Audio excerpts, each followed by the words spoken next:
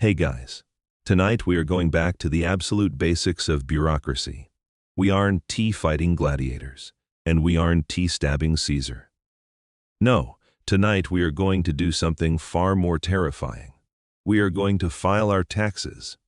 Well, sort of. We are traveling back to the 6th century BC to participate in the very first census in Roman history. Imagine the DMV, but outdoors. Everyone is wearing bedsheets, and instead of a photo ID, you have to sacrifice a pig at the end.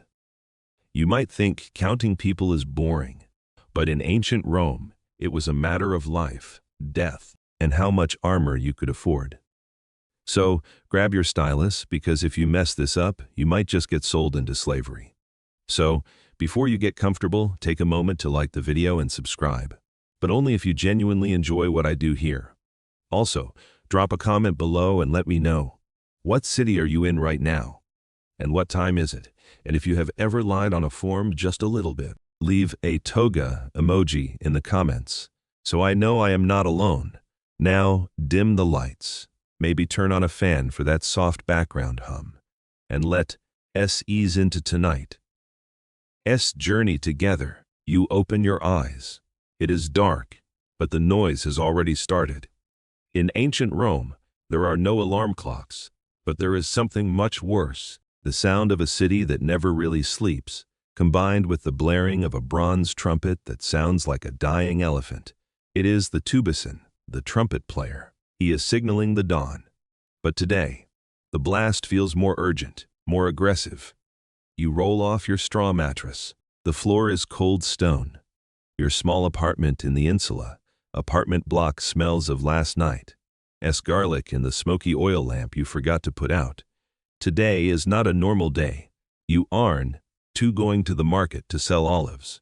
You aren't going to the forum to gossip.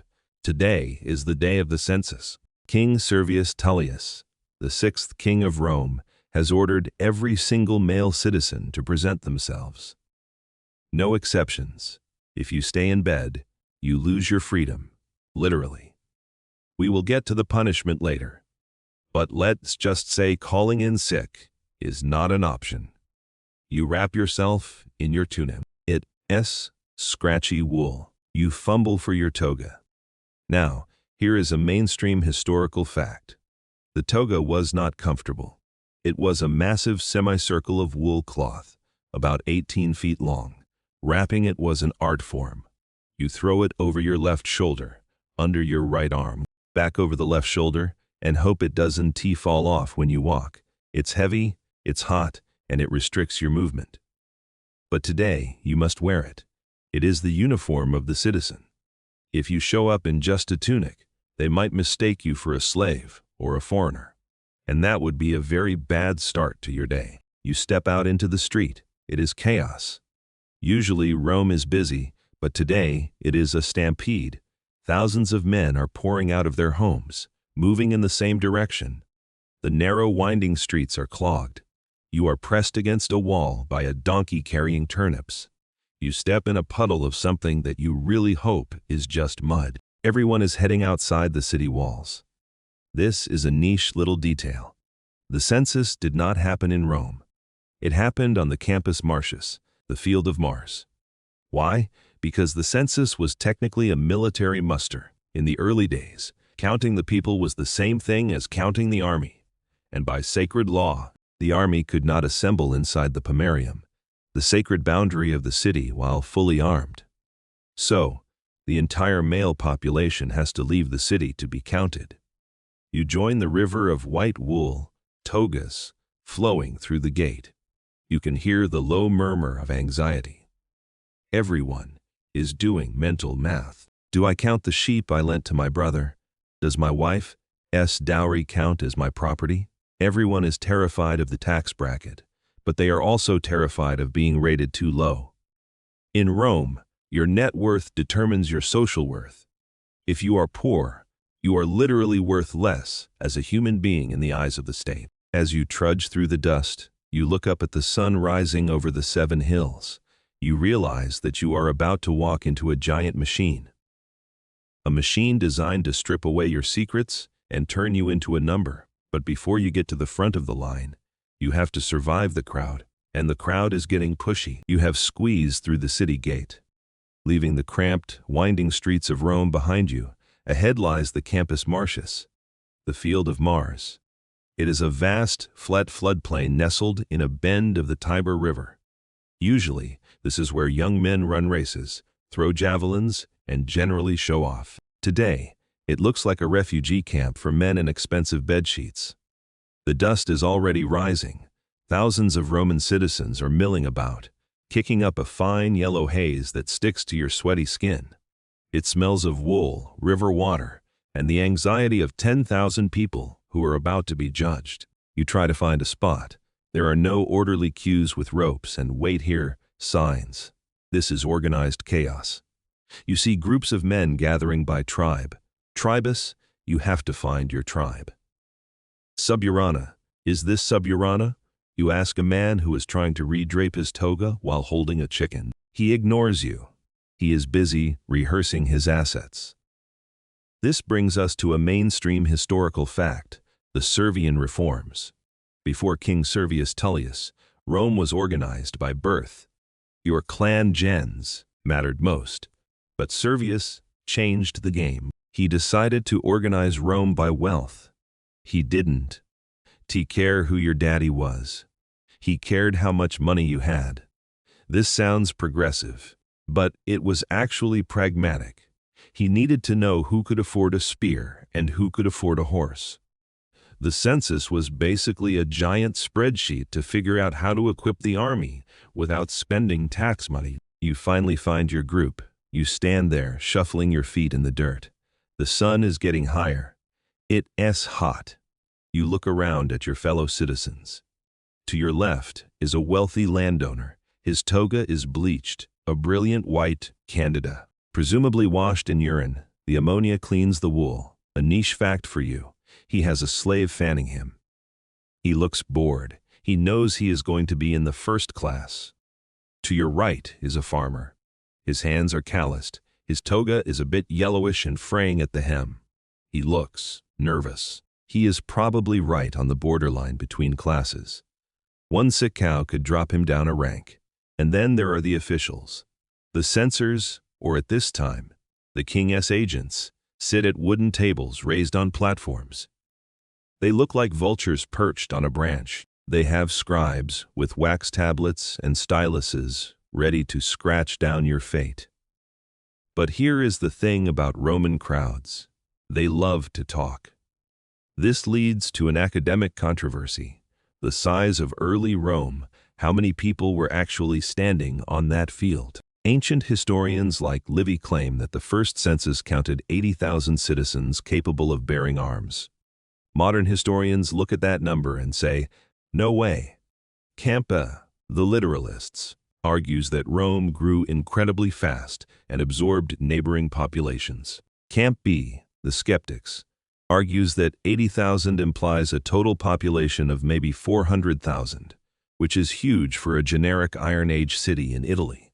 They think Livy was projecting the numbers from his own time, Augustan Rome, back into the past. But standing in this crush, getting elbowed in the ribs, you are inclined to believe Livy. It certainly feels like 80,000 people are stepping on your toes. Suddenly, a hush falls over the crowd. The trumpets blast again. A chariot approaches. It is the king, Servius Tullius. He isn't just a bureaucrat, he is a legend. Rumor has it he was born a slave. Rumor has it his head burst into flames when he was a baby, but he didn't burn. He steps down from the chariot. He is wearing the purple bordered toga praetexta. He looks out at the sea of citizens. He doesn't smile. He isn't here to be loved. He is here to count. The lines start to move. You inch forward. You watch the man at the front of the line. He steps up to the table. He speaks. The scribe writes. Then the official asks a question. The man hesitates. The official frowns. The man gestures wildly. You can hear what they are saying. But you know what is happening. The audit. They caught him in a lie. Your stomach tightens. You do a mental inventory of your own goats. Did you count the one with the limp? You are about to face the scrutiny of the state, and the state has a very long memory. You are inching closer to the wooden platform. The sun is now directly overhead, turning the campus marshes into a dusty oven. Your wool toga feels like a personal sauna. You are thirsty, but you don't dare leave the line to find water. If you lose your spot, you might be here until sunset. You look up at the man who started all of this, Servius Tullius. He is sitting on a curial chair, an ivory folding chair that signifies power, watching the proceedings with hawk-like intensity. He is a fascinating figure. This brings us to a niche, mythological detail, the flaming head. Legend says that when Servius was a sleeping infant in the palace of the previous king, Tarquin, his head suddenly burst into flames. The servants rushed to get water, but the queen stopped them. She watched the fire dance around the baby's hair without burning him. When he woke up, the fire vanished. The Romans took this as a sign. This kid is chosen by the gods. He is destined for greatness. Looking at him now, he doesn't have fire on his head, but he has a fiery gaze. He is the ultimate self-made man. He wasn't born a prince, he earned the throne through intellect and reform, and this census is his masterpiece. But his reforms aren't just about counting. They are about breaking the power of the old aristocracy. Before Servius, the rich patrician families ran everything. They voted based on their clan. Servius is saying, I don't care about your clan. I care about your cash. By shifting power to wealth, he allows new money, merchants, skilled artisans to rise. He is creating a plutocracy. Yes, but it is more fluid than the old aristocracy. The line moves. You are 10 feet away from the table. You can hear the questions now. The scribe is a young man with ink-stained fingers. The censor standing next to him is an older, stern man holding a staff. Name? The censor barks at the man in front of you. Marcus, son of Lucius. Age 34. Don't guess. The censor snaps. 34. This leads to a mainstream historical fact. The oath. Before you give your data, you have to swear an oath. Not just a promise. A religious binding. You swear by Jupiter Optimus Maximus. You swear that you are telling the truth, from the sentiment of your mind, ex tui animi sententia. If you lie after swearing this oath, you aren't just committing perjury, you are inviting Jupiter to strike you with lightning. The Romans took this very seriously. A lie on the census form was a spiritual crime. The man in front of you finishes. He looks relieved. He steps away. It is your turn. You step up to the table. The wood is stained with ink and sweat. The censor looks at you. He doesn't see a person. He sees a data point. Name, he demands. You clear your throat. Gaius, son of Titus, of the Triburana. The scribe scratches your name into the wax tablet. Scritch, scritch. Age 28. Father living. No. This is a crucial question. If your father was alive, you wouldn't be here. You would be under his power, potestas. He would be the one declaring the property. Since he is dead, you are a paterfamilias, a head of household. Even if you are young, you are legally the boss. Wife? Yes. Julia? Children? 2. A son? Lucius? A daughter? Tullia. The scribe writes it down. You realize that you are itemizing your family just like you itemize your furniture. In Roman law, your wife and children are, in a sense, part of your estate. You are responsible for them. Their existence determines your tax obligations and your military duty. If you have children, you are providing future soldiers for Rome. This gives you brownie points. Property? The censor asks. His voice drops. This is the big one. You take a breath. You have to list everything. Not just money. Land, slaves, cattle, sheep, goats, donkeys. You start listing. 5 ugara of land, 2 oxen, 10 sheep. The scribe is calculating as you speak. He is converting your goats into a monetary value, probably in rude chunks of bronze, since coins aren't quite standard yet. He is running a mental algorithm to figure out exactly how much you are worth. But as you speak, you feel a bead of sweat roll down your back. You didn't mention the silver cup buried under your floor. You didn't mention the extra sack of grain. Are they going to check? Does the censor have psychic powers? Or will a neighbor snitch on you? You finish your list. The censor stares at you. Is that all, Gaius, son of Titus? That is all, you say, trying to keep your voice steady. He pauses. He looks at your toga. He looks at your hands. He is assessing your lifestyle. Does a man with only 10 sheep have sandals that nice then? He nods. Next. You stumble away from the table. You feel lightheaded. You survive the interrogation, but the day isn't over. They have your name. They have your numbers. Now they are going to put you in a box. You are about to be assigned to your century. And this assignment will decide whether you stand in the front row of the battle line with a shiny bronze breastplate, or in the back row throwing rocks. You walk away from the censor's table, your legs feeling a little like jelly.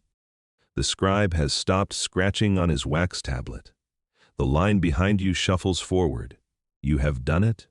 You have declared your existence to the state. But as you find a patch of shade under a lone olive tree on the edge of the campus martius, you press your hand against the folds of your toga, right around your waist.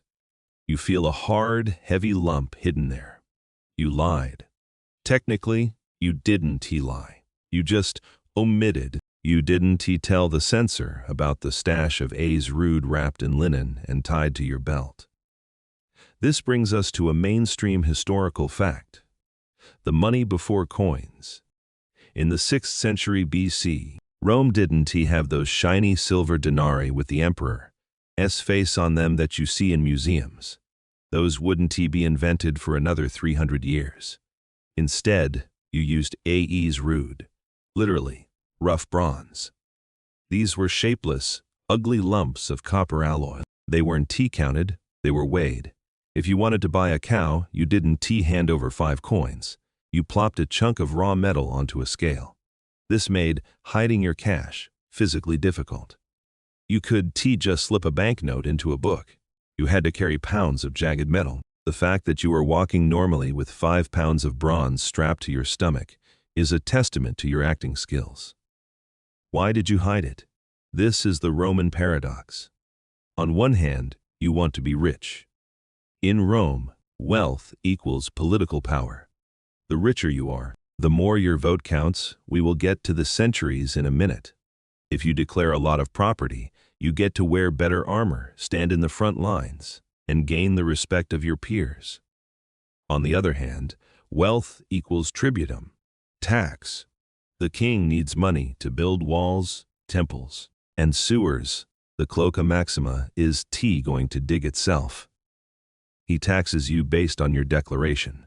So, you are playing a dangerous game of the price is right. You want to bid high enough to be respectable, but low enough to afford dinner. You look around at the other men. They are all doing the same calculus. You see a man named Servius. He is wearing a toga that is a bit too white, a bit too new. He declared 20 oxen.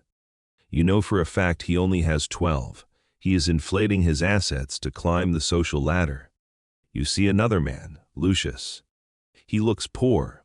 He declared only a garden plot, but you know his wife wears gold earrings at the festival.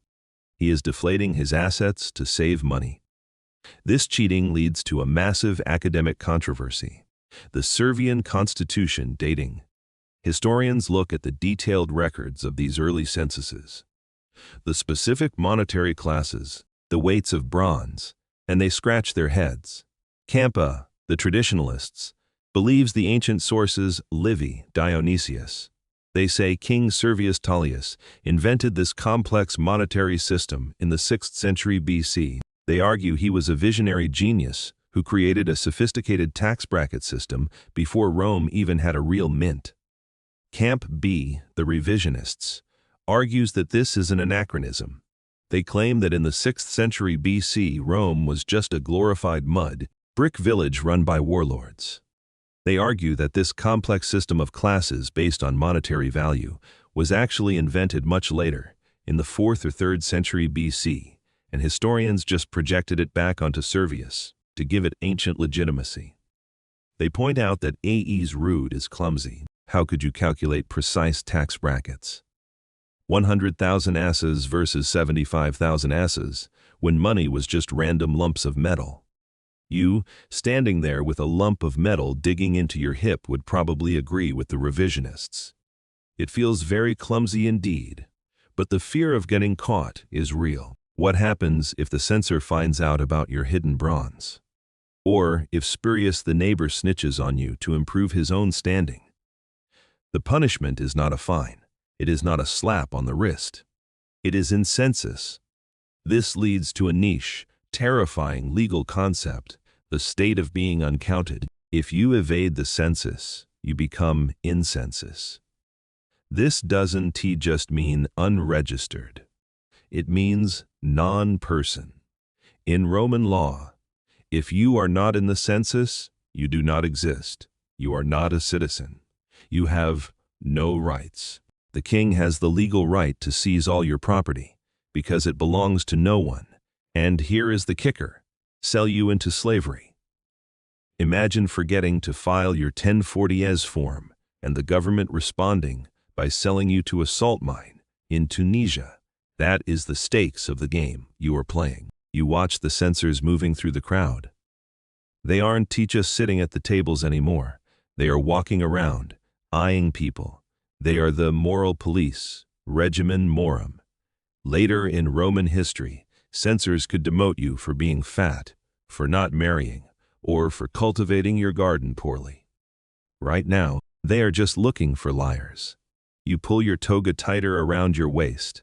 You try to look like a man who has declared everything, down to the last spoon. You look at Spurius. He is sweating. His 20 oxen lie is risky. If they ask to see the herd, he is finished. You realize that this field is not just a counting ground. It is a casino. Everyone is bluffing, but the counting is only step one. Now that the king knows what you are worth, he is going to tell you what you are for. You hear a herald shouting. He is calling out names. He is calling out classes. Those rated at 100,000 asses or more, assemble to the right. Those rated at 75,000, to the center. You wait for your number. You are about to be sorted. You are about to be thrown into a century, and this isn't just about taxes anymore. This is about war. You are about to find out if you are rich enough to buy a bronze shield, or if you are so poor that your only job in battle is to throw rocks and run away. You are standing in a cloud of dust, jostled by elbows and knees. The herald is screaming numbers that sound like auction prices. 100,000 asses over here, 75,000 to the left. You are being sorted. In the modern world, the census is just data. You fill out a form, mail it in, and maybe 10 years later you see a graph saying your neighborhood has gotten slightly older.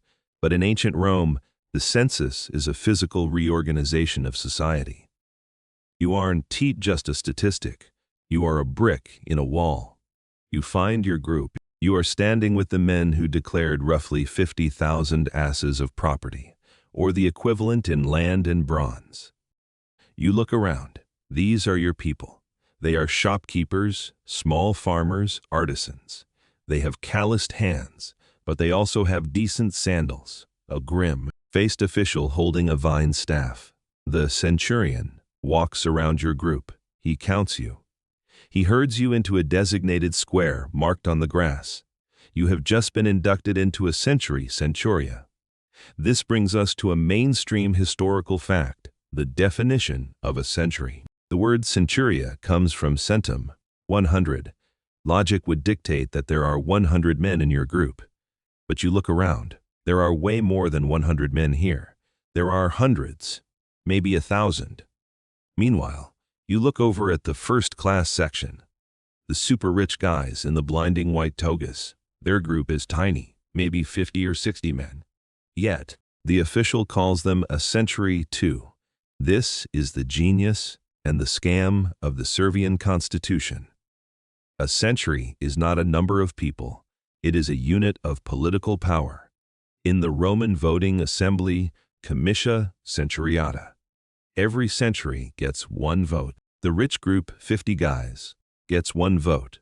Your group, 1,000 guys, gets one vote. There are 80 centuries of the first class. There are only 20 or 30 centuries for the lower classes combined. This means the rich can outvote the poor every single time, without even waiting for the poor to cast a ballot. It is a system designed to look like a democracy while functioning like an oligarchy. Servius Tullius basically said, "Sure, everyone can vote, but the people with the money have the louder microphones." But why did the poor agree to this? Why aren't you rioting right now? Because of the trade-off. You look at the first-class men. They are preening, but they also look worried, because a century isn't just a voting block. It is a military unit. This leads to a niche, military detail, the blood tax. The census is actually an army inspection. Rome doesn't have a professional standing army yet. You're the army. When war comes, and in Rome, war always comes, the king calls up the centuries. The first class has to provide the most soldiers, the best equipment, and stand in the front line. They pay for the privilege of power with their blood and their expensive bronze armor. Your group, you are further back. You are safer. And the guys way in the back, the fifth class, they just throw rocks. So, as you stand in your crowded box, you feel a strange sense of relief. Your vote might be worthless, but at least you aren't the first guy to get stabbed by an Etruscan spear. This organization brings us to an academic controversy, the phalanx debate. Historians look at this Servian system, classes based on armor affordability, and they ask, what kind of army was this? Campa, the Hellenists, argues that early Rome fought exactly like the Greeks. They formed a hoplite phalanx, a massive solid block of spears. The first class was the front wall of shields.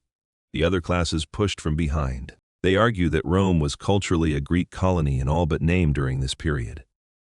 Camp B, the Italicists, argues that the Roman terrain, hilly, uneven, is terrible for a phalanx. They suggest Rome must have used looser, more flexible skirmishing tactics typical of Italian tribes, Samnites, Etruscans, and the class system was more administrative than tactical. Looking at the dusty field, it certainly looks like a phalanx. You are packed shoulder to shoulder. You can smell the garlic on your neighbor's breath. If you had to fight right now, you could run if you wanted to. The centurion stops in front of you. "Show me your kit," he barks. This is the moment of truth. You declared your property. That declaration put you in the third class. Now, you have to prove you can afford the uniform. And in 6th century BC Rome, the government doesn't issue uniforms. You have to buy them yourself. If you declared you are third class, but you show up without a helmet, you are in trouble. You are defrauding the army. You reach into the bundle at your feet. You pull out a helmet. It is bronze. It is dented. It belonged to your father. You pull out a shield. It is oblong, made of wood and leather, but you don't have a breastplate or greaves shin guards. The centurion checks his list. Third class, he mutters. Helmet, shield, sword, spear, no greaves required. Good, he moves to the next guy. Where is your sword? He yells. I sold it to buy a goat. The man stammers. Then you are fourth class. The centurion shouts, get out of this square. Go stand with the slingers. The man is shamed. He has been demoted. He drags his feet across the dust to the poorer section. You watch him go. You feel a pang of sympathy, but mostly you feel pride. You held your spot. You are a man of substance. You own a helmet. You are the middle class of antiquity. You are the backbone of the legion. But then you look way back. Past the fifth class, past the slingers, there is a massive crowd of men standing at the very edge of the field. They have no armor. They have no weapons. They have nothing but their tunics. These are the proletari, the men who own nothing but their children, proles. They don't vote, effectively. They don't fight, usually. They just exist. And as the sun beats down on the field of Mars, You realize that the distance between you and them is just a few bad harvests or a dead ox. The sorting is almost done. The army is assembled, but the ritual isn't over. The king is about to do something that will make the Pita organization of the future very upset. He is preparing the Suvaturilia, the sacrifice. Because you can just count people. You have to purify them. You have to wash away the sin of being numbered. The counting is done. The shouting of the centurions has died down. The scribes have put away their wax tablets. The sun is beginning its descent, painting the sky in shades of bruised purple and gold. You are standing in your designated square with the other men of the third class. Your legs ache. Your throat is parched. You have been sorted, categorized, and assessed like a piece of livestock, but you cannot leave yet. Because the census is just a bureaucratic event. It is a religious one. You have counted the bodies. Now you have to purify the souls. You hear a new sound. It isn't a trumpet. It is the lowing of cattle and the squealing of swine. The crowd parts. A procession enters the field. At the front is the king, Servius Tullius. Behind him come the priests, pontifices, and behind them come 3 animals: a boar, sus, a ram, ovis, a bull, taurus. This brings us to the mainstream historical fact, the Suvaturilia. This is the highest, most potent sacrifice in the Roman religious playbook. The name is a literal portmanteau of the 3 animals. Susavis, taurus. You don't perform this for a wedding or a birthday. You perform this when you need to cleanse the entire state. You perform this to Mars, the god of war and agriculture. Yes, Mars was originally a farm god who protected crops before he became the god who protected soldiers. In Rome, farming and fighting are basically the same thing, defending your turf. The animals are led toward you, but they don't stop. They keep walking. They are walking around you. The priests are leading this menagerie in a massive circle that encompasses the entire assembled army. All 80,000 of you. This is the lustratio. The concept is magic circle logic. By walking the sacrificial victims around the perimeter, the priests are drawing a spiritual barrier. Everything inside the circle is purified. Everything outside is chaos. You watch the bull lumber past. He is massive, white, and decorated with ribbons. Vidi, he looks calm. This is important. If the bull fights, if he tries to run away, it is a terrible omen. It means the gods reject the offering. You find yourself holding your breath, praying that the bull stays chill. Good cow, you whisper, just keep walking. This leads to a niche, sensory detail, the mola salsa. As the animals pass, you see a Vestal Virgin or a priest acting on their behalf, sprinkling something on their heads. It looks like dust. It is mola salsa, salted flour. It is made from immer wheat, roasted and ground by the Vestal Virgins themselves. This is where we get the word immolate. Immolare means to sprinkle with meal. Technically, the sacrifice happens the moment the flour touches the animal's forehead. The animal is now dedicated to the gods. The killing part, that's just the paperwork. The animals complete the circle. The barrier is set. Now, the violence. The king pulls his toga over his head, the caput velato style. You cover your head too. It is bad luck to see something distracting during the prayer. You hear the dull thud of the hammer, the slash of the knife. The smell of blood hits the hot afternoon air. It is metallic and sharp. Then, the smell of burning. The internal organs extae are placed on an altar fire. The smoke rises. You peek out from your toga. The smoke goes straight up. A good sign. Jupiter is accepting the invoice. This brings us to a massive academic controversy, the Indo-European connection. Where did this ritual come from? Camp A, the Etruscan school, argues that Rome stole everything from the Etruscans, their neighbors to the north. The reading of guts, the layout of the field. It's all Etruscan magic. Camp B, the Deep Root School, argues that the Suvatarilia is much, much older. They point to India. In ancient Vedic texts, there are descriptions of horse sacrifices, Ashvamedha, involving similar circumambulation, walking around. There are parallels in Ireland and Iran. Camp B suggests that this idea, walk around the people with a victim to create a shield, is a primal Proto-Indo-European memory. It is a ritual that your ancestors might have performed on the steppes of Russia 3,000 years ago, carried across continents to this muddy field by the Tiber. You are participating in a ceremony that is older than Rome itself. The fire burns down. The meat is distributed. The gods get the organs, the priests and nobles get the stakes. Trickle-down theology. The king steps onto the podium. He raises his staff. The lustrum is closed, he declares. This is the origin of the word. A lustrum is a 5-year period. The census happens every 5 years. Closing the lustrum means the books are balanced. The sins of the last 5 years are washed away. The citizens are counted. The army is organized. Rome is rebooted. You feel a strange lightness. Maybe it's the heat stroke, maybe it's the smoke. But you feel defined. This morning you were just Gaius, a guy with some sheep and a hidden lump of bronze now. You are Gaius, citizen of the 3rd class, member of the tribe Suburana, soldier of the century of the spear. You have a place in the machine. You know exactly where you stand. You stand behind the rich guys with the horses and in front of the poor guys with the rocks. The trumpets sound one last time. The dismissal, et missa est. Go, it is sent to finished.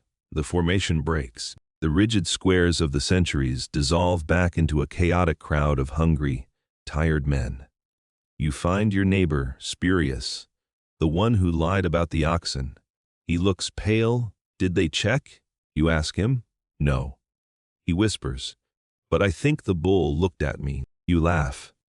The tension breaks. You wrap your toga tighter. It is getting cool now. The sun is dipping below the Janiculum hill. You start the long walk back to the city gate. You are going home. You have your receipt. You have your citizenship. And you didn't get sold into slavery. All in all, a successful day at the office. But as you walk, you look at the city walls. Servius Tullius built those walls. He counted the people to defend those walls. But walls can stop everything. You don't know it yet, but the king who counted you today, he is going to die in bed. He is going to be murdered by his own daughter, and the monarchy itself, on borrowed time. You are walking back into a city that is about to explode. The census was the high point of order. The chaos is coming. But that is a story for another night. Right now, your only mission is to get home. Take off this heavy wool sheet and eat a bowl of porridge that doesn't taste like dust. You have escaped the dust and the shouting of the Campus Martius. The sun has dipped below the horizon, and the cool blue twilight of the Roman evening is settling over the 7 hills. You have made it back to your own small slice of the world, a modest plot of land on the outskirts of the city, near the Calian Hill. It is quiet here.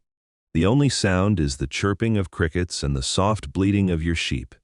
And this brings us to the obsession that will keep you awake tonight. The audit of the sheep. You walk over to the pen. You lean against the wooden fence. You start counting. 1, 2, 3. You counted them this morning before you left. You declared 10 sheep to the censor. But now, in the paranoia of the post-census come-down, you need to count them again. What if one wandered off? What if a wolf took one? If you have 9 sheep, but you declared 10, you are technically a liar. If you have 11, maybe a lamb was born while you were gone, you are a tax evader. This leads to a mainstream historical fact, the etymology of money. You look at the sheep. To a modern eye, they are cute, fluffy animals. To a Roman eye, they are walking dollar bills. The Latin word for money is pecunia. The Latin word for cattle or livestock, is picus. In the 6th century BC, money is animals. We are in a transition period. You have the rough bronze lumps, AEs rude, hidden in your house, but the true measure of a man's stability is T metal. It is meat and wool. Metal doesn't T breed, metal doesn't T make milk. When the censor asked for your net worth, he was T asking for a bank balance. He was asking for a biology report. You finish counting 10, you let out a breath. You are safe. But then you look at the ground beneath your feet, land. You declared 5 ugera. This brings us to a niche, agricultural detail, the jugerum. We measure land in acres or hectares. The Romans measured it in ugera. A ugerum is defined as the amount of land that a team of 2 oxen can plow in a single day. It is a measurement based on sweat. It is a measurement based on the physical limit of beast and man. Your 5 ugera isn't T just a number on a map. It represents 5 days of back-breaking labor behind a plow every season. It represents the sweat of your brow. When you told the censor 5 ugera, you weren't T just bragging about size. You were defining your capacity to work. You kneel down and touch the soil. It is dark, volcanic earth. It is fertile. This land is the only reason you are a citizen. If you lost this land, if you went into debt and had to sell it, you would lose your status. You would fall from the 3rd class with the bronze helmet into the abyss of the proletariat. You would become a man who owns nothing but his breath. This leads to a massive academic controversy. The ager publicus, public land. Historians argue about how land was distributed in early Rome. Camp A, the private property school, argues that men like you own their plots outright. It was private property, passed down from father to son. Camp B, the public land school, argues that in the time of the kings, much of the land was ager publicus, public land owned by the state or the king and leased or allowed to citizens. They suggest that your hold on this land is tenuous. You are a squatter with rights. If the king decides he needs a new temple, or if the patricians decide they want a bigger estate, they can push you off. The census is a way of formalizing your claim. By declaring it and by the censor writing it down, you are creating a paper trail or a wax trail. You are saying, this is mine. I pay taxes on it. Dawn to touch it. You stand up. You dust off your knees. You have 10 sheep. You have 5 days of plowing. It doesn't seem like much, but in a world of warlords and slaves, these things make you a king of your own little hill. You walk toward your house. It is a simple structure of wattle and daub with a tile roof. Smoke is coming from the chimney. Your wife, Julia, is cooking dinner. You are hungry. But before you go inside, you have to deal with the heavy lump of bronze, still tied to your waist under your toga. You lied about the land, maybe a little. You definitely lied about the metal now. You have to hide the evidence. You are about to engage in the ancient art of hoarding, because in Rome, banks don't exist yet. The safest place for your savings is a hole in the ground under your bed. You step inside your home. The air is thick with smoke from the hearth, but it smells good. Leeks, pork fat, and grain. Your wife, Julia, looks up from the fire. She sees the dust on your face and the exhaustion in your eyes. She doesn't ask how it went. She hands you a cup of watered wine. You take a long drink then. You walk to the back of the room, to the corner where the shadows are deepest. You untie the heavy wool sash of your toga. Thud. The lump drops to the floor. It hits the packed earth with a sound that is dull, heavy, and incredibly satisfying. You unwrap the linen cloth. Inside is a jagged, ugly, greenish lump of metal. It is AE's rude, rough bronze. It weighs about 5 pounds. To a modern eye, it looks like industrial waste. To you, it is your life savings. It is the rainy day fund that the king doesn't know about. This brings us to a massive academic controversy, the marked money myth. You look at the bronze lump.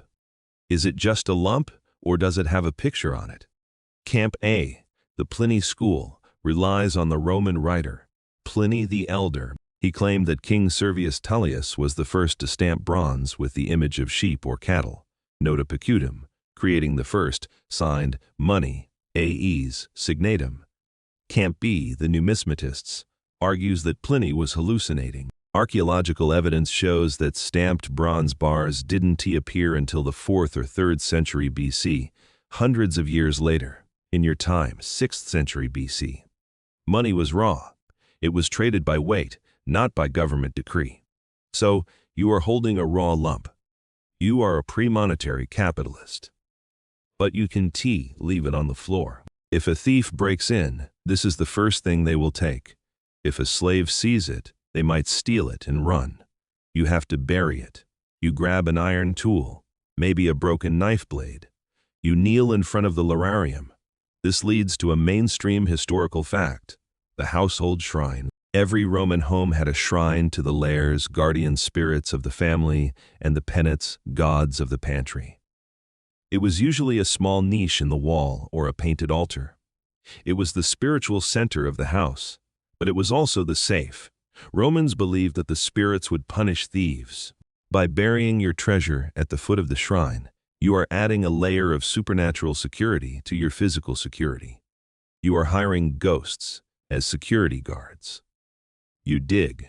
The earth floor is packed hard. It takes effort. You create a small hollow then. You reach for a clay pot, an olla. This leads to a niche. Archaeological detail, the pot hoard.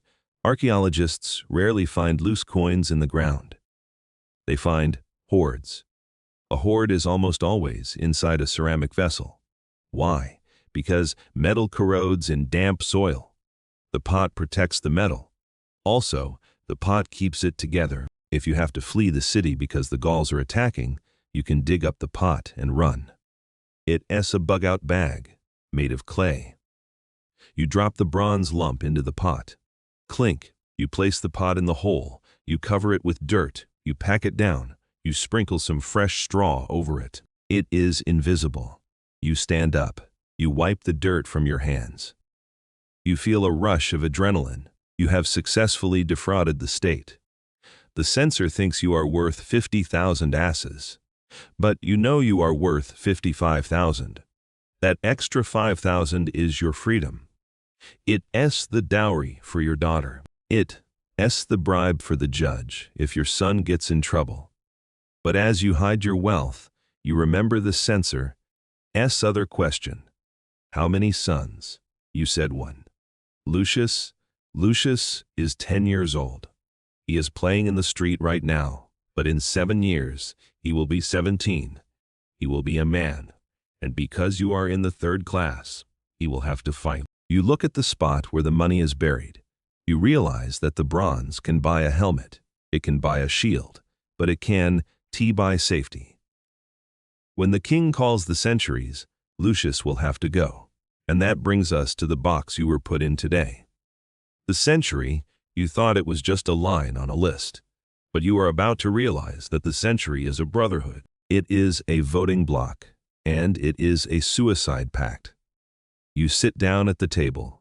Julia puts a bowl of Pole's grain porridge in front of you. Did they count us? She asks. They counted us, you say. We are 3rd class, she nods. She knows what that means. It means you are respectable, but expendable. You eat your porridge. It is warm. The secret money is under the floor. The sheep are in the pen. You are safe for 5 years. Until the next census. But what exactly does it mean to be 3rd class? What kind of armor do you have to buy? You are about to dive into the shopping list of war. You are sitting by the hearth, the warmth of the dying fire soaking into your tired legs. The porridge is finished. Julia has taken the children to sleep in the back room. It is just you, the crackling wood, and a pile of metal and leather sitting on the table. This is your kit. You declared yourself as 3rd class today. That wasn't just a tax bracket, it was a shopping list. Now, in the quiet of the night, you have to inspect the goods. You have to make sure that if the war trumpets blow tomorrow, you 1T die because a leather strap rotted through. You pick up your helmet, Gallia. It is made of bronze. It is an Apulo-Corinthian style. It looks like a pot with cheek guards, but no nose guard. It is dented on the left side, a souvenir from a skirmish with the VA 3 years ago. You grab a rag and some olive oil, probably rancid, used for lamps and lubrication. You start to polish, rub.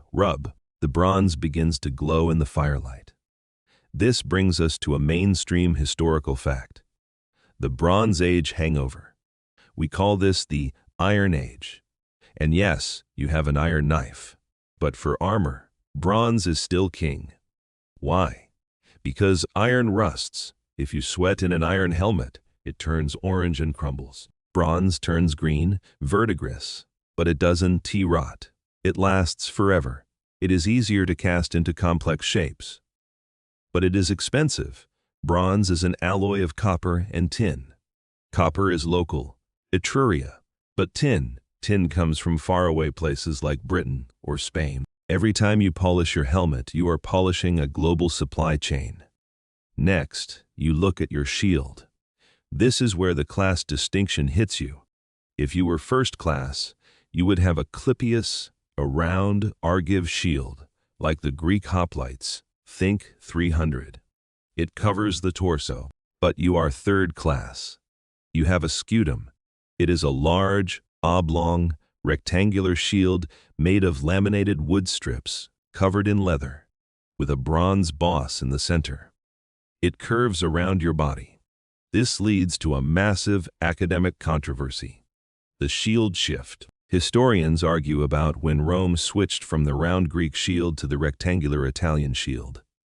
Camp A, the Hellenizers, says the first class kept the round shield for centuries because it was noble. Camp B, the Pragmatists, says the scutum was actually better. It covered your legs because you are third class. You are not required to own greaves, shin guards. Why? Because you can't afford them. So, the state lets you use a bigger, cheaper wooden shield to cover your shins.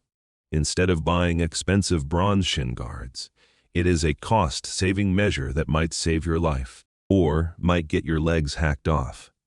You run your hand over the leather face of the shield. It is dry. You rub tallow fat into it to keep it flexible. If it cracks, a spear will go right through it. You check your spear, Hasta. It is ash wood with an iron tip. You check your sword, Giphos. It is short, leaf-shaped, and mostly for emergencies. You are a spearman. Your job is to stand in a line and poke. But as you oil the leather straps, you think about the century you were assigned to today, the century of the third class. What does that actually mean? This brings us to the political reality, the weighted vote. Servius Tullius told you today that you are a citizen. You have a vote. But here is the math. There are 193 centuries in total. The first class, the rich, has 80 centuries. The knights equites have 18 centuries. That is 98 votes right there. You need 97 votes to win a majority. This means if the rich people and the knights agree, and they usually do, the voting stops. They reach 98, they win. The herald never even calls your century. You stand in the sun for hours, waiting to vote, and then they say, "Go home, it is decided." You rub the oil into the shield strap harder. You realize the genius of the system. You have the illusion of participation. You are invited to the meeting. But your microphone is muted. You are important enough to fight, but not important enough to decide who to fight. This leads to a niche, psychological detail, the dignitas of the middle. Why don't you revolt? Because you look down. You look at the fourth class, who have no swords, only spears. You look at the fifth class, who have no shields, only slings. And you look at the proletary, who have nothing. Compared to them, you are a king. You have a helmet, you have a scutum, you have a voice, even if it is a whisper. Servius Tullius didn't just build an army. He built a hierarchy of envy. You accept your silence because you are terrified of falling into the silence below you. You put the helmet down. It gleams. You are ready. If the war comes, you will stand in the third line. The first class will take the brunt of the shock. If they hold, you survive. If they break, well, then it's up to you and your rectangular shield. You blow out the lamp. The room goes dark, lit only by the embers. You are safe tonight. The bronze is hidden. The armor is oiled. But you can help but think about those men you saw at the edge of the field today, the ones with no armor, the ones who were told to go home because they were too poor to kill. The proletariat. Tomorrow, we need to talk about them. Because while you are worried about rust, they are worried about extinction. You leave your house early the next morning. You need to buy nails to fix the sheep pen, which means venturing into the belly of the beast. You are heading to the Subura. Even in the 6th century BC, the Subura is the beating, dirty heart of Rome. It is the valley between the hills where the water drains and the people pile up. The air here is different. It doesn't smell of hay and clean wool. It smells of roasting chickpeas, open sewers, and humanity packed too tight. You walk past a tenement block insula. It is rickety, built of wood and mud brick, leaning dangerously over the street. Sitting on the steps are men. They aren't working. They aren't polishing armor. They are just waiting. They are playing dice. They are sleeping. You clutch your toga tighter. You know who these men are. They are the proletariat. This brings us to a mainstream historical fact, the definition of the word. We use proletariat today to mean the working class, but the Latin root proles means offspring or descendants. When the censor asked these men, "What property do you have?" they answered, "None.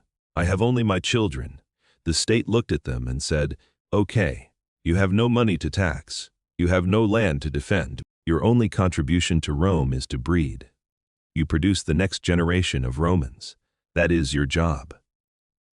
It is a chilling classification. They are not citizens defined by their assets. They are citizens defined by their biology. You look at a man leaning against a wall. He is strong. He has broad shoulders, but he is not in the army. This leads to a niche military detail. The exemption from service. In the Servian system, the proletariat are capitite censi, counted by the head. Because they have no property, they are exempt from the draft. Why? Partly because they can afford the armor, but mostly because the Roman state does not trust them. The logic is cold. A man who owns land will fight to the death to defend it. A man who owns nothing. If the Etruscans invade, he might just open the gates. He has no skin in the game. So, the state refuses to arm the poor. They are too poor to bleed. This will change centuries later under Marius, but right now, poverty buys you peace, while wealth buys you a spot in the shield wall. You walk past a construction site.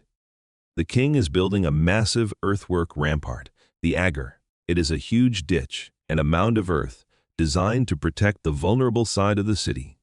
You see hundreds of men digging. They are covered in mud. They are sweating. These are the proletariat at work. They don't fight, but they dig. This brings us to a massive academic controversy, the corps versus wage labor debate. How did the king get these men to dig? Campa, the tyranny school, argues it was corps labor, forced labor. The king said, "Dig or die." Ancient historians like Livy suggest that the later King Tarquin the Proud was hated because he treated citizens like slaves, forcing them into the sewers. Camp B, the economic school, argues that for a proletarian, this was a job. They had no land, they needed to eat. The king was the biggest employer in town. By building the wall, the king was essentially running a welfare program through public works. He taxed you, the third class, to pay them, the proletariat, to dig the hole. You look at the diggers, they don't look like slaves. They look like men earning a wage to buy bread. You realize your tributum, tax, is ending up in their pockets. You stop to buy your nails from a smith. As you pay, weighing out a small piece of bronze, you look back at the proletary.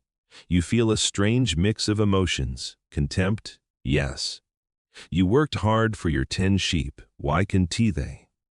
But also, fear, deep, gnawing fear, because the line between you and them is razor thin. What if your sheep die of rot? What if the olive harvest fails? What if you have to borrow money to pay the war tax? This leads to the darkest shadow hanging over the Roman census nexum: debt bondage. If you borrow money and can pay it back, you don't declare bankruptcy. You pledge your body corpus as collateral. You become a nexus. You are technically still a citizen, but you are legally bound to work for your creditor until the debt is paid. You watch a man being dragged out of a doorway by 2 burly enforcers. He is crying. He is nexus. The creditor shouts. You clutch your nails. You hurry away. You are safe for now. You are third class. But you know that one bad season could turn you into a proletarian, or worse, a nexus. The census didn't just count you. It ranked you. And in Rome, ranking is destiny. You are hurrying away from the Subura, clutching your bag of iron nails to your chest. The screams of the debtor being dragged away still ring in your ears. But as you turn the corner toward the Forum Boarium, the cattle market near the river, you witness a scene that makes the debtor's fate look like a holiday. A magistrate stands on a wooden crate. He is surrounded by lictors carrying fasces, bundles of rods with an axe in the middle, the symbol of the power to beat and execute. Before him stands a man. This man is not crying. He is silent. He is naked, stripped of his tunic. He is an incensus. This brings us to the most terrifying legal concept in early Rome: the non-person. This man didn't show up yesterday. Maybe he overslept. Maybe he thought he could dodge the tax by hiding in a barn. Maybe he just didn't care. But the state cares. By failing to register, he has committed a metaphysical suicide. In Roman law, freedom is a natural right. It is a privilege granted by the state to those who agree to be counted. If you aren't in the book, you aren't a citizen. If you aren't a citizen, you have no rights. You are a res nullius, a thing belonging to no one.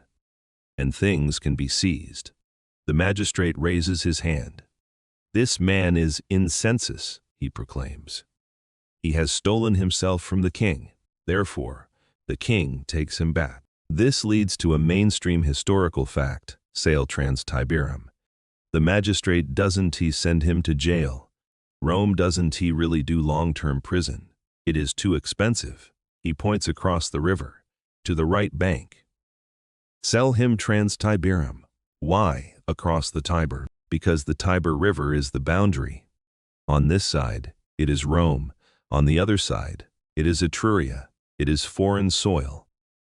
By ancient Roman law, a citizen cannot be a slave inside Rome. It violates the dignity of the city. So, to enslave him, they have to deport him. They drag him to the Sublician Bridge. There, Etruscan slave traders are waiting. They buy him. He will be taken to Veii or Tarquinia. He will cut stone or row a boat until he dies. He will never hear Latin spoken again. You watch as the man is led onto the bridge. He looks back at the 7 hills one last time. The horror of it freezes you. He wasn't a criminal. He didn't kill anyone. He just didn't stand in a line. And for that he has been erased. This brings us to a massive academic controversy: the severity debate. Did Rome really sell its own people into foreign slavery just for dodging the census? Camp A, the legalists, relies on the ancient texts, Cicero, Valerius Maximus. They say yes, the law was absolute. The state required total submission. The harshness was necessary to force a semi-tribal society into a cohesive army. Camp B, the skeptics, argues that this was mostly theatrical. They suggest that selling into slavery was a threat used to terrify the population, but rarely carried out. They argue that the state needed soldiers, not lost manpower. Perhaps the Census was just beaten and fined heavily. Camp B points out that selling your own able-bodied men to the enemy, the Etruscans, seems like a bad military strategy. But looking at the lictors and their axes, you aren't willing to bet on Camp B. The Romans are not known for their sense of humor or their bluffing. You walk faster. You want to get away from the river. You clutch your own citizenship like a shield. You are counted. You are safe. But you realize something profound about your city. Rome is not a family. Rome is a club. You pay your dues, taxes, blood. You follow the rules. And you get the benefits, protection, loot. If you stop paying dues, you aren't just kicked out of the club. You are fed to the wolves. You reach the foot of the Caelian hill. The air is cleaner here. You see your house. You think about the lie you told about the bronze. Is lying on the census the same as evading it? Technically, no. You are a registered citizen. You are just a dishonest one. The gods might punish you, but at least the magistrate won to sell you to an Etruscan. You enter your gate. You feel a sudden urge to check your registration, but there is no receipt. There is no ID card. There is only the memory of the scribe writing your name on a wax tablet. That wax tablet is now stored in the Aerarium, the treasury, or the Temple of Nymphs. It is the only proof that you are a free man. You hope they don't melt it. But now that the counting is done and the punishments are dealt, the king has one more use for you. He has organized you into a century, not just to fight, but to vote. You are about to learn how Roman democracy works. Spoiler alert, it works great. As long as you are rich. If you are third class like you might as well bring a snack, because you are going to be waiting a long time to speak. You are standing once again on the dusty Campus Martius. The census counting is technically over, but the king has not dismissed you. He has one more task for the assembled army. He wants to ask you a question. Shall we declare war on Veii? This brings us to the true purpose of the centuries. The voting assembly, comitia centuriata. You thought the census was just about taxes. It was about building a political machine. Servius Tullius has arranged you into your squares. You are in the third-class square. To your right are the rich knights equates.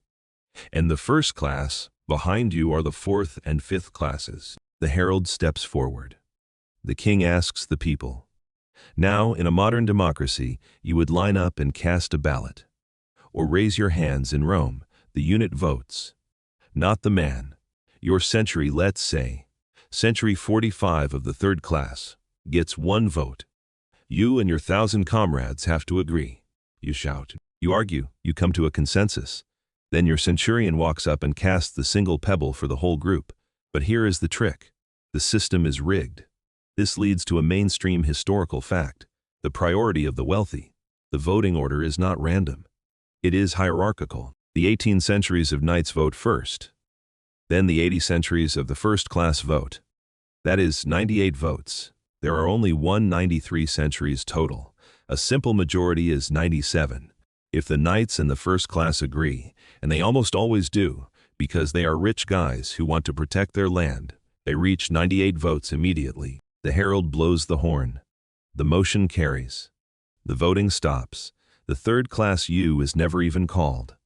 The fourth and fifth classes might as well have stayed home. You stand there, sweat dripping down your neck. You watch the rich men walk up, drop their pebbles, and decide your fate. They decided on war because they are rich. They want the loot because you are third class. You have to fight. You didn't get to say yes or number. You just stood there and became a weapon. This leads to a niche. Psychological reality. The prerogative century, later in the Republic. The Romans would introduce a lottery to pick which century voted first, the Centuria Prerogativa, because they believed the first vote was an omen sent by the gods that swayed everyone else. But right now, under the kings, there is no lottery. Money talks first. You feel a flash of resentment. You bought your own helmet. You polished your own shield. You are risking your life, but your voice is silent. This brings us to a massive academic controversy: the timocracy versus aristocracy. Was this system progressive? Camp A, the reformers, argues yes. Before Servius, only the patricians, nobles by birth, had power. Servius gave power to wealth. A rich merchant could now outvote a poor noble. It broke the blood lineage monopoly. It was the first step toward a republic. Camp B, the cynics, argues number. It just replaced a club of dads with a club of rich dads. The poor were still silenced.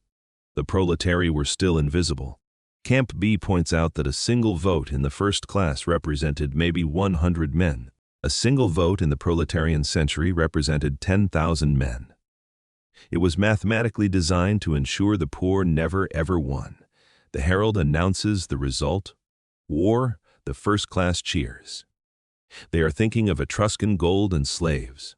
You cheer too, but weakly.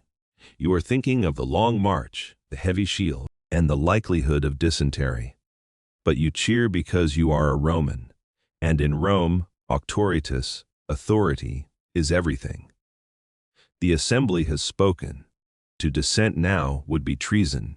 The political theater ends. The machine has functioned. The king nods. He has his army. He has his tax base. He has his war authorization. Now he has to pay the gods. The census cannot end with just paperwork and votes. It must end with blood. The barriers are about to be closed. The lustrum is about to be sealed. You hear the lowing of the bull again. You saw the procession earlier, in section 6. But that was just the parade. Now comes the knife. You are about to witness the forensic examination of a liver that will decide if the gods accept this census, or if they are going to burn the city down. You are standing near the altar of Mars, the smoke stinging your eyes. The voting is done. The shouting is over now. The silence of the gods descends on the field. The king signals. The popey, the victim killers, usually bare-chested men carrying hammers. Step forward, thud. The bull drops, slash, the throat is cut.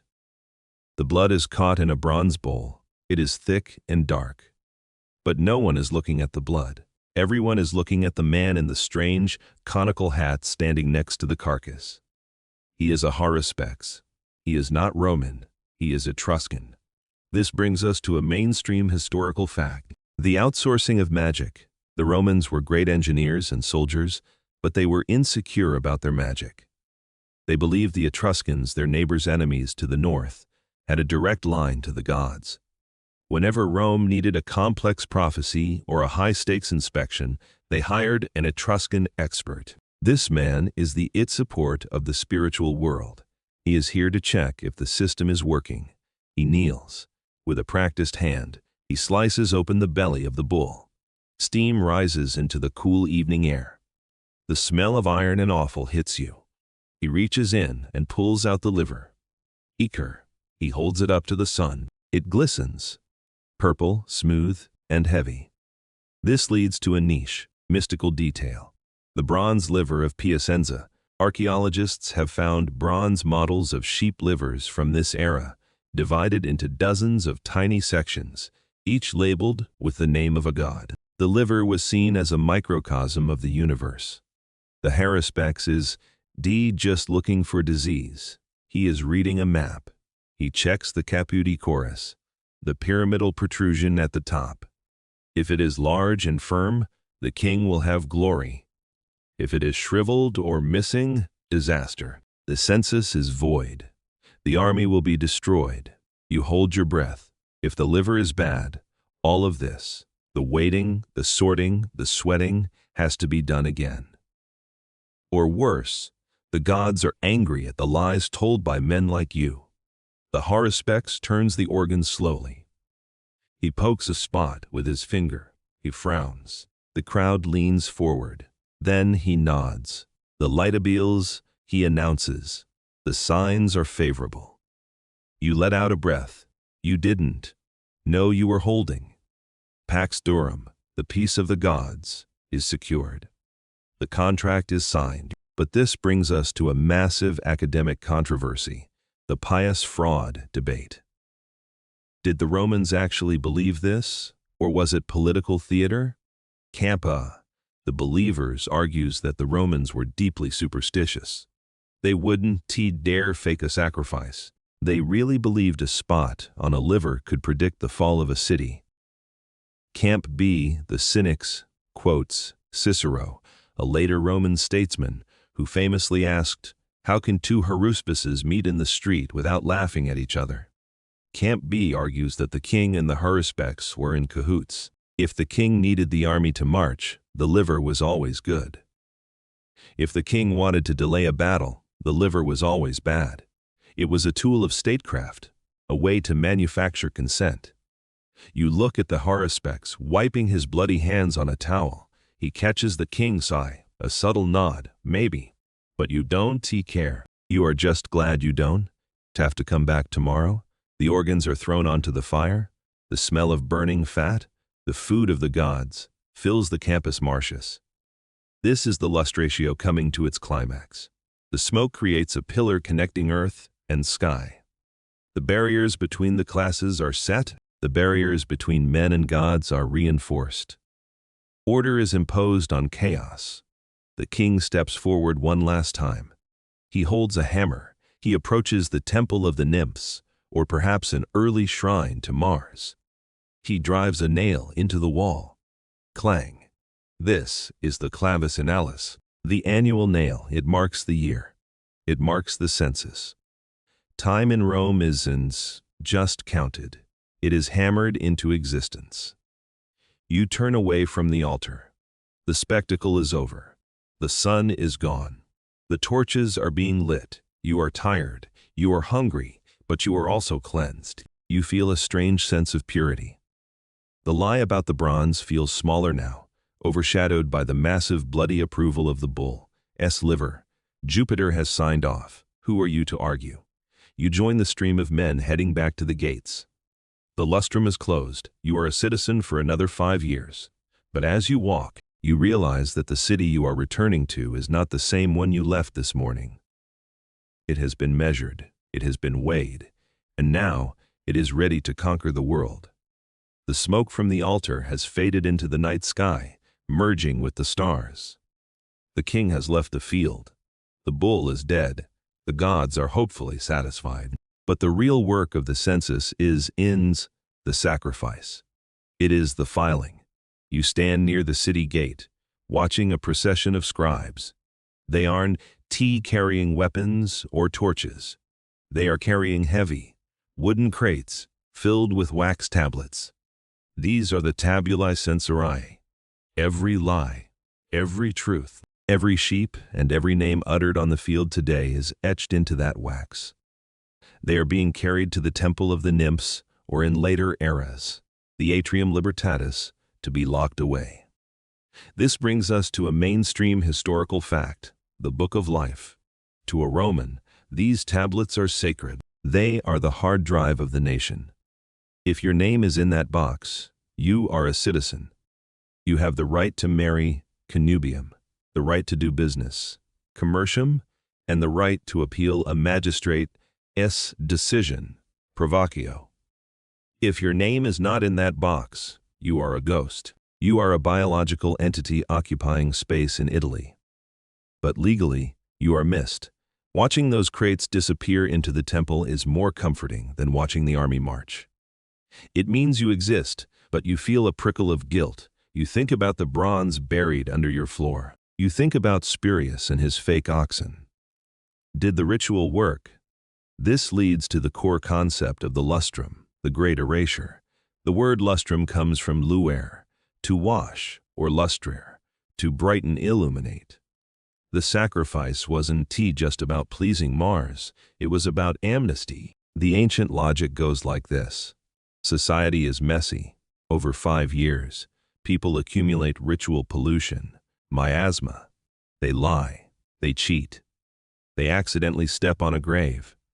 The census period is a liminal time, a time between times. When the king declared the lustrum is closed, he was just ending the meeting. He was hitting factory reset on the spiritual status of Rome. The lies you told before the sacrifice are washed away. The reality recorded in the wax is now the true reality. If the tablets say you have 10 sheep, then spiritually and legally, you have 10 sheep, the hidden bronze. It doesn't exist. You have successfully laundered your soul and your tax evasion through the blood of a bull. You walk through the dark streets. The city feels different. Yesterday, it was a chaotic collection of individuals. Tonight, it feels like a corpus, a single body. You pass a man. You don't know his name, but you know his number. You know he stood in a square on the field. You know he is a pixel in the same image as you. But as you pass the forum, you see the aristocrats. The first class, gathering for a late-night symposium. They are laughing. They are drinking unwatered wine. They are celebrating their power. This brings us to a massive academic controversy, the demographic mystery. Historians look at the numbers from these early censuses and they fight. Camp A, the maximalists. They believe the census counted everyone, men, women, children, freedmen. They point to high numbers in later records like 100,000 plus. Camp B, the minimalists. They argue the census only counted adult males capable of bearing arms. Why does this matter? If Camp B is right, and you, looking at the field of only men, suspect they are, then the population of Rome is massive. If there are 80,000 soldiers, there must be 300,000 people total. For a city in the 6th century BC, that is gargantuan. It would make Rome one of the biggest cities in the Mediterranean overnight. Camp B argues that the king inflated the numbers. He cooked the books. He wanted Rome to look terrifying to its enemies. Look at our census. We have 80,000 spears. In reality, maybe half that. You realize that you aren't just a number. You are a propaganda tool. The king uses the census to bluff the Etruscans. You turn the corner to your street. The noise of the city fades. You are just Gaius again. But you feel heavier. You have a label now. Third class, it is tattooed on your social soul. For the next 5 years until the next lustrum, this is who you are. You can get rich and jump to second class. You can go broke and drop to fourth. Well, you can. But the state won't acknowledge it until the next count. You are locked in a social stasis. You reach your door. You touch the wood. You are safe. You survived the scrutiny of the state. You survived the judgment of the gods. You have your land. You have your secret bronze. And tomorrow, the sun will rise on a Rome that is officially, legally, and spiritually orderly, even if it is all a bit of a lie. You push the door open. Julia's waiting. Is it done? She asks. It is done, you say. We are Romans. You sit down. You are ready for the end of the story. You are ready to hold the proof, because in a world of oral tradition and rumors, a written record is the only form of immortality you will ever have. You unpin the heavy bronze brooch at your shoulder. The wool of the toga slides off your body and pools on the floor like a white shadow. You step out of it, feeling the cool night air hit your skin through your thin tunic. For the first time in 12 hours, you can breathe. You can move your arms. You are no longer a statue of civic duty. You are just a man again. But you are a changed man. You sit on the edge of your bed. You look at your hands. They are the same hands that hold the plow and shear the sheep. But now, they are hands that hold a fraction of the sovereignty of Rome. You don't. You have a plastic ID card in your wallet. You don't have a passport. But you have something stronger. You have status. You are civis Romanus, a citizen of Rome. If a magistrate tries to beat you without a trial, you can shout the magic words provoco ad populum. I appeal to the people. Because you are in the census, the king has to listen. Or at least he has to pretend to listen. This brings us to the final mainstream historical fact, the birth of the Republic. You don't know it yet, sitting in your humble hut in 550 BC, but you have just participated in the dress rehearsal for the Roman Republic. King Servius Tullius thinks he is building a machine to serve the monarchy. He thinks he is organizing you to pay his taxes and fight his wars. But he has made a mistake, a glorious mistake. By organizing the people into centuries, by giving them a structure and a vote, even a rigged one, he has given them a voice. In a few years, when the next King Tarquin the Proud goes too far, when he abuses his power, the centuries won. Just vote. They will march. They will use the organization Servius, built to overthrow the monarchy, and invent a new word, res publica. The public thing. You are the prototype of the Republican soldier-citizen. You look out the small window of your house. You see the line of the Servian wall, which, ironically, was probably built later. But let us stick to the legend. It glows faintly in the moonlight. It defines the world. Inside the wall is order urbs. Outside the wall is chaos orbis. You are on the inside. This leads to the final academic controversy, the great man versus the process.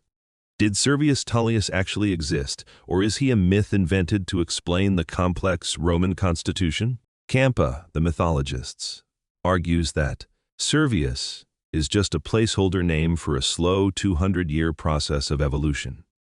No single man could reorganize an entire society in one reign. Camp B, the historians, argues that ancient societies did have reformers. Solon in Athens, Lycurgus in Sparta, Servius in Rome. They argue that sometimes history does crawl. It jumps. Sometimes a genius with a flaming head comes along and says, "Everyone line up." You, rubbing your sore feet, tend to agree with Camp B. This felt too organized, too painful, and too bureaucratic to be an accident. It felt like the will of a king. You lie back on your straw mattress. The lump of bronze is safe under the floor. The sheep are safe in the pen. The liver of the bull was good. You have survived the scrutiny of the state. You realize today that Rome is just a city of stone and hills. It is a city of lists. It is a city that exists because it writes itself down. As long as the wax tablets in the temple of the nymphs survive, you survive. You are recorded. You matter. You close your eyes, the noise of the trumpet is gone. The smell of the sacrifice is gone. There is only the rhythmic breathing of your family and the distant bark of a dog. You are Gaius. You are third class. You are Romans. And tomorrow you have to shear a sheep. But that is a problem for the morning. Tonight you rest in the peace of the census. The final count, and so the sun has set on the field of Mars. The dust has settled back onto the dry earth.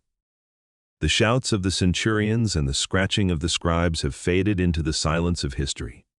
You can take off the heavy armor of the day now. You don't have to stand in a square. You don't have to shout your worth to a man with a wooden staff. You don't have to worry about the Etruscans or the tax collectors. Imagine you are back in the safety of your own home. The stone walls are thick and cool. The fire in the hearth has burned down to soft, glowing embers, casting a gentle orange light on the ceiling. The air smells of lavender and old wood. You are safe. You are counted. You are whole. The anxiety of the line is gone. The fear of the judgment is gone. You are exactly where you are supposed to be. Your name is written in the book of the stars, and no one can erase it. Let your shoulders drop. Let the tension leave your legs, the legs that stood for so long in the sun. The city sleeps around you. The 7 hills are watching over you like silent giants. Drift into the quiet. Drift into the safety of the night. Sleep. The story ends here. Good night.